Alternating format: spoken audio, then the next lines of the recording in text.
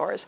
We don't see it as often as we think we might. Just you think of somebody who's paralyzed or a quadriplegic from this disease, you would think maybe they'd have more bed sores like somebody who has a spinal cord injury.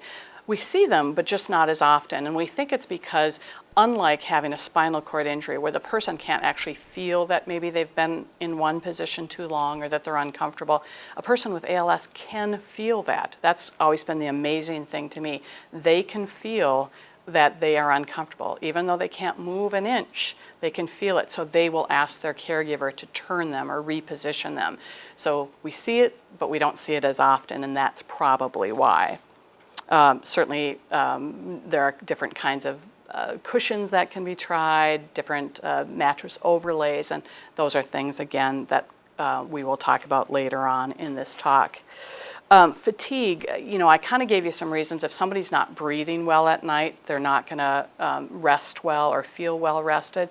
Or if they wake up in the middle of the night because they've had this horrible cramping, they're going to have the problems with sleeping because the cramping is waking them up. So there's a lot of reasons that it's understandable that they're tired, but there just seems to be this unusual fatigue factor that we haven't quite figured out. So it's not unusual for a person with ALS to need all kinds of energy conservation ideas. And again, OTs and PTs can really help with this idea that they need to take a break. So I hear from a lot of people that I sleep all day, I take my BiPAP off, and then I have breakfast. But then I need to lay back down for a while, or I need to strap on my BiPAP before I could even possibly think about showering or bathing. So just being mindful of that when you're taking care of somebody, that they're going to need some rest in between their activities of daily living. Elimination. I always feel like I'm singing to the choir when I talk to you guys because you're really the experts when it comes to bowel and bladder. But again, you would not think that bowel or bladder would be affected by ALS, and generally it's not. I mean, I remember being a young nurse at the university hospital, and there was a 27-year-old man with ALS who was essentially quadriplegic. He could only speak to us using his eyes and an eye board, and he could tell us when he needed the urinal put in place, and he could start and stop his flow of urine. Same for the bedpan. So that just always amazed me that he was able to have that kind of control over bowel or bladder. Certainly there's a sizable minority of people that might have some urinary urgency. Probably not related to the ALS, but we're not sure. But it's not a surprise, especially if it's an older person who might have had that urgency to begin with. And bowels, yes, it doesn't affect the body and how it would evacuate the bowels. However, if you're now bedridden, if you aren't swallowing the saliva that you normally do, if you're not taking in the food or the fiber or the fluids that you normally do, you can see where people with ALS could get constipated. So managing and having a good bowel program is important, despite the fact that ALS should not be affecting that. And there is a myth about pain. We say it's a painless disease, and the reality is that ALS should not be painful. Motor neurons dying is not a painful thing. But what we see all too often are musculoskeletal types of pain. So our bodies were meant to move, and when you don't move them and put joints through a range of motion every day and you don't stretch your muscle, you get really stiff and sore. So imagine not being able to move at all, and that's what happens with ALS. So it can be very painful.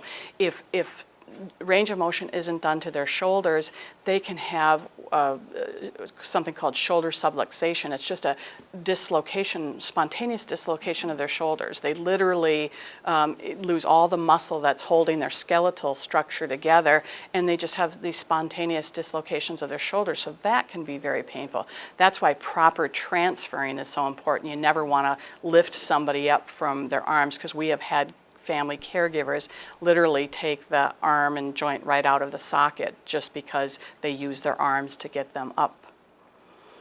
So again, range of motion and stretching exercises I cannot say enough of. Prognosis. While it's difficult to really predict how long someone's going to live once they're diagnosed with ALS, it is helpful to look at some trends.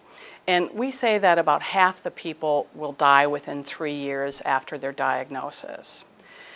We have maybe 20% of the people will live 5 years or longer, and maybe 10% of the people will live another 10 years. There's a small percentage of people that have what we call a spontaneous remission, and I very rarely, if ever, bring this up to a patient and a family member because I've only seen it once in 14 or 15 years, where literally a person progressed and they needed orthotics in their shoes, for example, because they had bilateral foot drop in both of their feet, but then they never progressed any further. It just simply stopped. They never regained function in their legs. They always needed those orthotics. But this particular gentleman I'm thinking of I met him after his 19th year of being diagnosed. He was diagnosed somewhere in Mankato. He had a second opinion, or at least the ALS confirmed, down at Rochester Mayo, and indeed he had it, but it just stopped. And he eventually died 30 years after his diagnosis of something else. So really, really rare. Like I said, I've seen it one time. But if a person is older when they are diagnosed, they're probably not going to do as well as a younger person diagnosed. And if their first symptoms are bulbar, or the the speaking and swallowing, probably not doing as well as a person who had limb onset, for example. So imagine a 72-year-old woman with bulbar onset, probably not going to do as well as the 44-year-old man who has limb onset ALS. People often say, are we any closer to knowing the cause of ALS? And we are. I mean, 10 years ago when I did this kind of talk, I would say, no, we're not anywhere near it. Well, we're getting closer. There's certainly some theories about what causes it. One of those theories, it's called glutamate toxicity. And glutamate is an amino acid that's in our body, and it does message sending in our brain. And you and I all have it. It's in our body, we use it, and then we get rid of it. It's speculated that maybe people with ALS don't have that mechanism, or the mechanism has somehow failed them, that they can't get rid of the glutamate in their body. And we know that glutamate is toxic to the motor neurons. But if we took away that glutamate, it doesn't cure the disease. So that might just be one thing that's going on with it. So right now there's one FDA-approved drug. It's called Rilutec or Riluzole, and maybe some of your clients are taking it. But it costs $900 a month to take it. And in the clinical trials back in 1996, it maybe prolonged life by 3 to 4 months. And the FDA approved it because it was the first drug up until that time and the last drug that showed any benefit in a clinical trial. So imagine when you're 72 and before there was ever Medicare drug coverage, you didn't have drug coverage, that 72-year-old is going to say, listen, I don't want to live like this, and I'm not going to deplete my family's resources at $800, $900 a month. So they wouldn't take it. But maybe that 44-year-old man with limb onset had drug coverage, and he would say 3 or 4 months with my young twin daughters would be a gift, and I'll take it. But that is really the only drug right now, and that's based on that glutamate theory. The Rilutec or Riluzole, if you take it, is going to help get rid of excess glutamate and hopefully prevent further destruction. So it doesn't eliminate it, but hopefully slows it down. Since it was FDA approved in 1996, people think that maybe, just maybe, it prolongs life closer to a year. Maybe not that 3-4 months, but again, imagine that is your only choice when it comes to medicine for this disease. Other theories I won't really go into too much, but also to tell you that there are lots of researchers who are working long and hard trying to figure this disease out. And it's hard to look in the face of somebody who's recently been diagnosed, or they've had a loved one at least recently diagnosed, because they feel like no research is being done. And the reality is a lot of research has gone into it. It's just such a complicated disease. And the example I usually give to people is, If you took somebody with ALS, they have an ALS diagnosis, they had bulbar onset, and on the day they died, maybe they haven't verbally communicated or have eaten orally for 3 or 4 years, but they're still walking on the day they die, and we call that ALS. And then if you go to the other end of the spectrum, you have somebody who is essentially a quadriplegic. They can only move their eyes. They've had this disease for 4 or 5 years, but they can still talk, and maybe they're taking some nourishment in their mouth, and we call that ALS. And there's a lot of people in between. So it is such a complex disease that, again, not for lack of trying. But one of the things that we know, and this is what I tell every patient, that even though we don't know how to cure this disease, things in the last 10 to 12 years that have been scientifically proven to benefit people with ALS are really attack.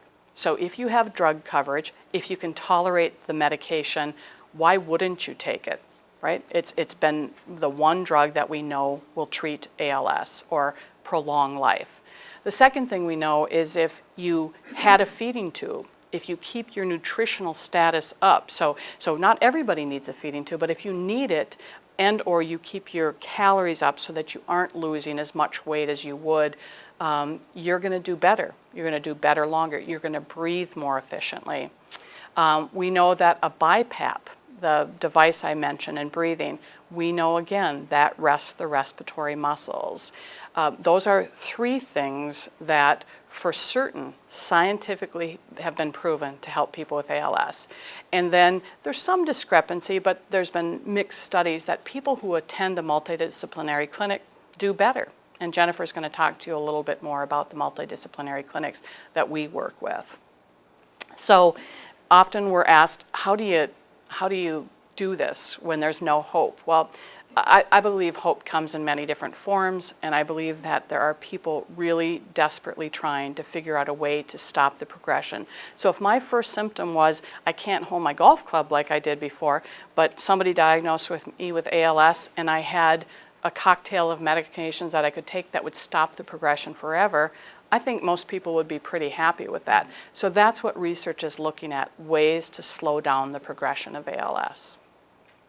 So there is hope, and there are things that we think that can be done, and that's what our chapter is here to help with, and that we all want to help with, and that you are helping with. So thank you for that. That concludes my portion of the talk, and this is one of those breaks where if you have questions, please ask, and I will do my best to answer them for you if you had any questions based on what I've said so far.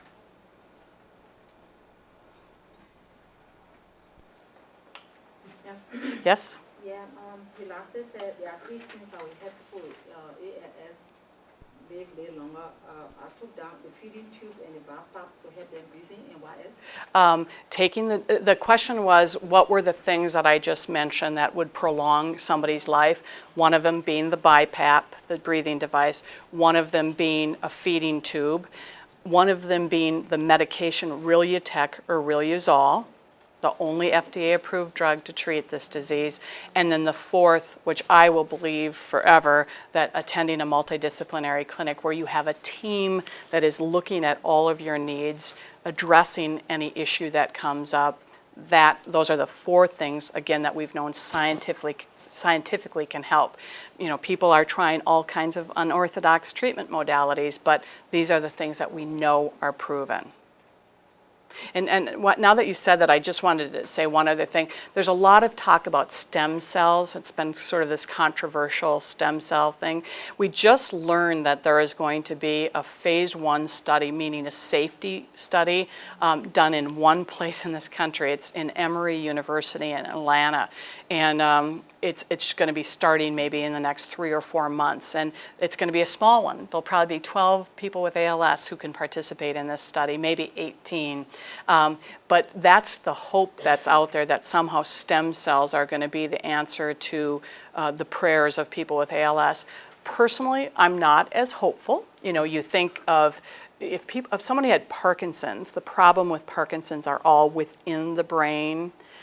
So if you can inject stem cells into the brain and they grow into the right cells that you want them to, then it's just this little area that you have to kind of take care of. But imagine, in order to move your index finger like this, the nerve is so long, it actually goes all the way up your arm into the back of your shoulder blade, and the axon starts way, I can't even get my arm back there, starts way back there. So if you did inject stem cells and they grew into the motor neurons that you wanted them to, by the time it grew down over your shoulder, your arm, to the finger, so that you could be able to do this, whatever was destroying the motor neuron in the first place might destroy this new stem cell. So there is some hope in it, but probably it's not going to be the thing that people think is going to be the cure. Okay? Question first, maybe in the back, and then you. Okay? Why does it take so long for ALS to be diagnosed? Sure. The question being, why does it take it so long to be diagnosed? And that is another frustration that patients and families have. And what helps me understand is, because symptoms look so different and everybody presents differently, if you're going to a doctor who's never seen ALS in their career, they might not even be thinking that is a possibility. And so it might be the clinician you go to. He or she's just confused about the symptoms that are presented. Or you just might have really slow progression. So you have this weird, numbness in your hand, and suddenly your doctor wants to do carpal tunnel surgery on it instead of doing further investigation. So we've had a lot of people who have problems with their hands and wrists who get carpal tunnel surgery, and that was never the problem.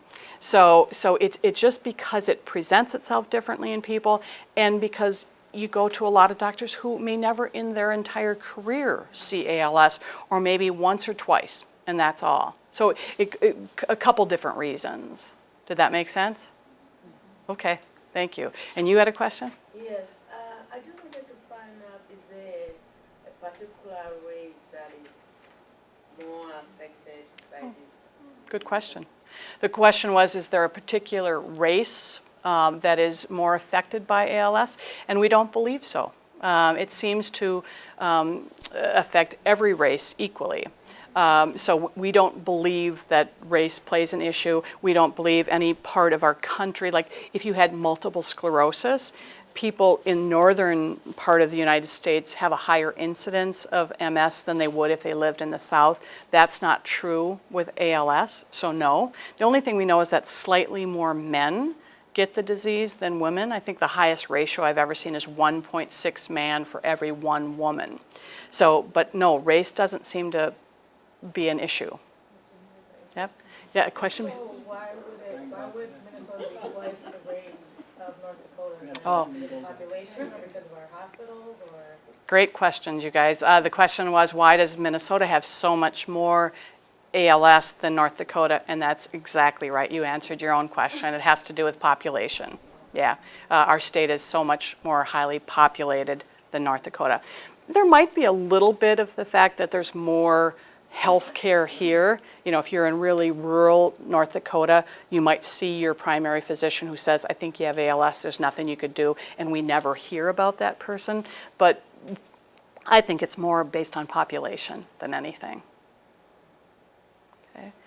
Yes, sir? Can it be transmitted? The question is, could ALS be transmitted? Could you get this from anybody else? Absolutely not. It is not a contagious disease. So you cannot get this disease by working closely with somebody with ALS, addressing their body fluid, breathing their air. You cannot catch ALS. Okay. Yes, sir? Yeah, what's the difference between the chronic and ALS? I'm sorry, I missed the first question. The difference between? Or the chronic, I think something like that, and ALS. There's something you talk about. Parkinson's? No? Quadriplegic. Oh, sorry. The question was, what's the difference between quadriplegia and ALS? Okay, great question again. Quadriplegia is just a condition when somebody cannot move 4 quadrants of their body. So basically from the neck down, they can't move. It could be because they've severed their spinal cord in an injury. It could be from another condition, but quadriplegia refers to a condition. I cannot move my arms or my legs or my body. Okay, quadriplegia. So people with ALS can become quadriplegic by their disease. They just can't move their arms, their legs, or their body because of the ALS. Does that make sense? So one's a condition, one is more of a disease. Okay? Still another. Sure. It said about it being, is it inherited from maybe a family? Yep.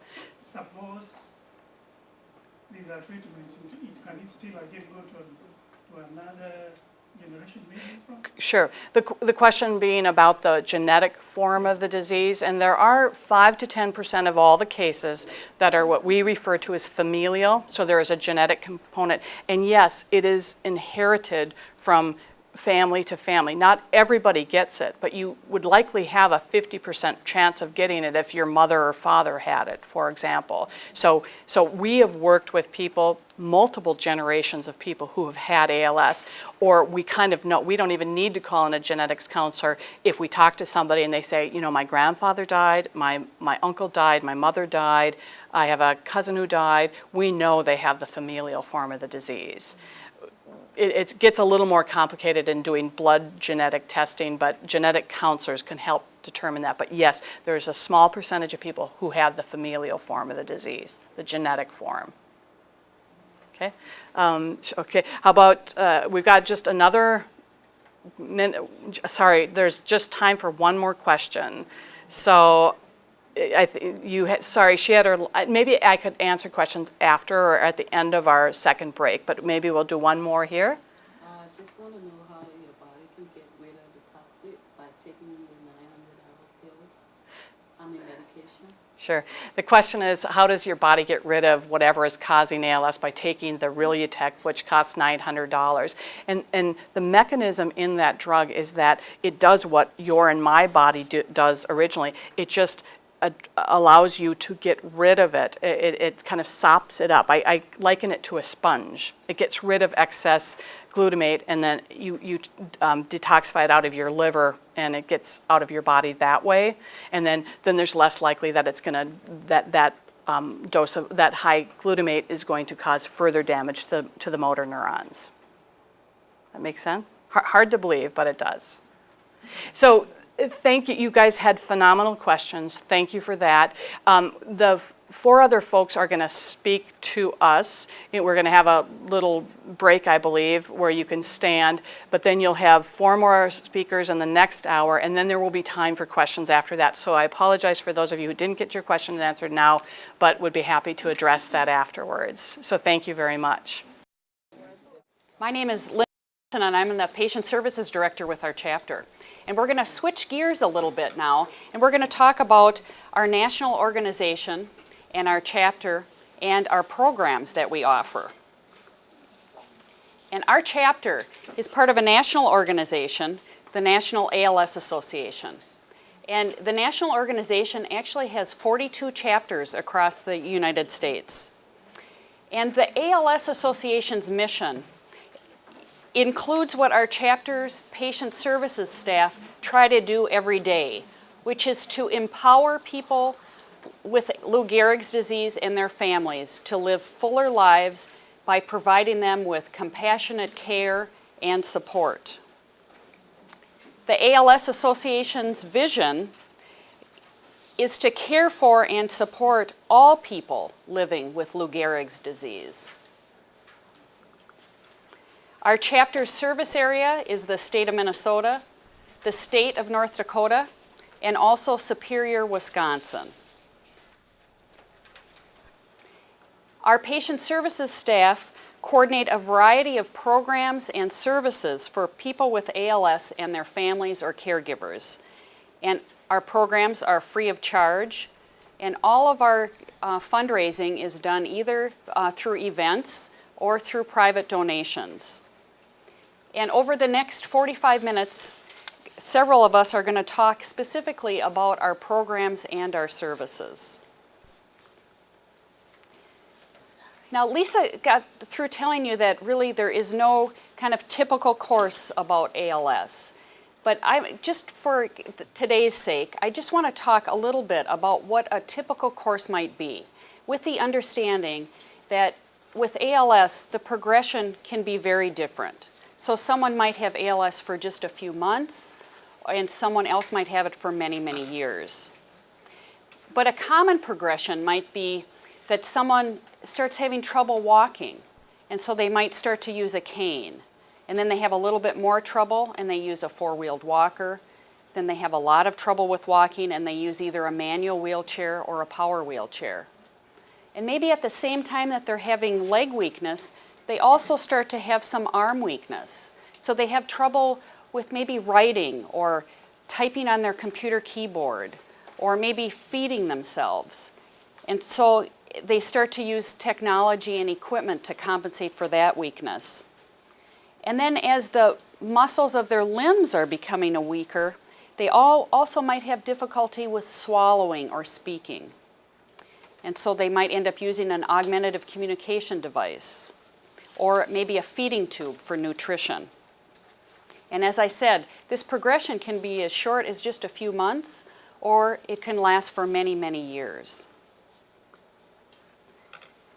If people begin to experience difficulty in their mobility or their activities of daily living or in their communication, I think the good news